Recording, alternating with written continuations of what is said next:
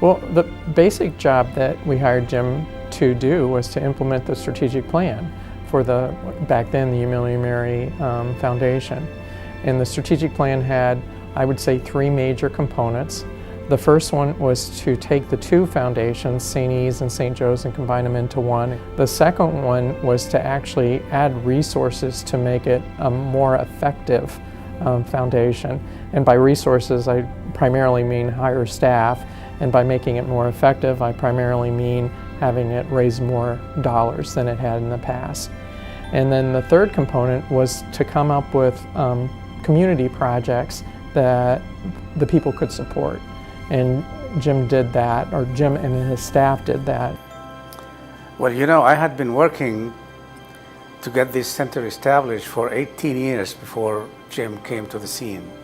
Went through quite a few administrations, and nothing worked, just nothing, for always a reason for just keep putting it on the shelf.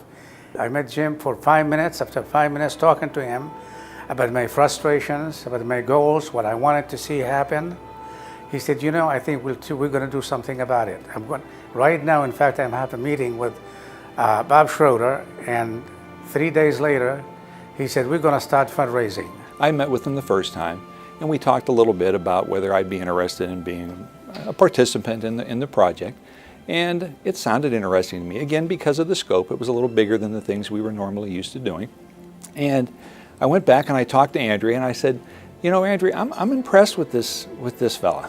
You know, I said, this guy, he has good knowledge, he's got enthusiasm, he really seems to have a real vision, and I'm impressed. We were looking for some people that could help us to bring their own expertise to looking at the future for the Sisters of the Humility of Mary, and Jim has been a wonderful part of that, helping us to look at possibilities for financial planning, for how we would move toward overall planning, what we might do with different scenarios, and now he's also helping us with a development advisory committee so that we can move that forward as well.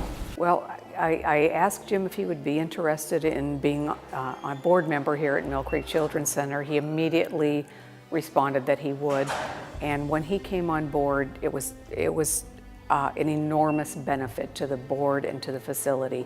He was quickly put into the president's spot on the board, and he has led this facility and that board in an absolutely positive and dynamic direction.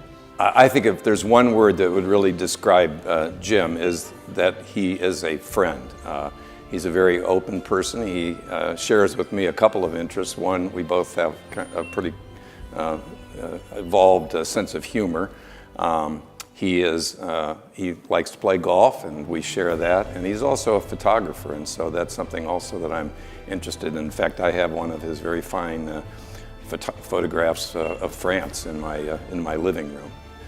His friendship goes beyond anything that's personal with me. I think he deals with everything in a very open and friendly manner. Even when he disagrees with you, perhaps, in certain things, well, he still has a way of bringing those disputes into a good pattern that comes to be a resolution, and he doesn't leave people like you come away from him thinking that he must have been right all along. So, through his years of leadership and his management style, his fundraising ability, he has developed many close friendships with people who have wanted to support all of these activities, and really they continue to provide excellent health care to the community within the valley.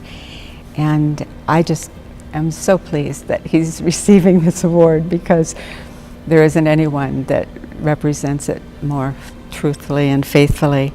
Well, I think, you know, Jim is one of those folks who come to the scene sometimes in our lives, and then when they leave, you say, I wish they had stayed a little bit longer. Jim, you have left a rich legacy, not only in buildings, in organization, and leadership, but also you have give a new meaning to philanthropy and fundraising. For that, we are very grateful.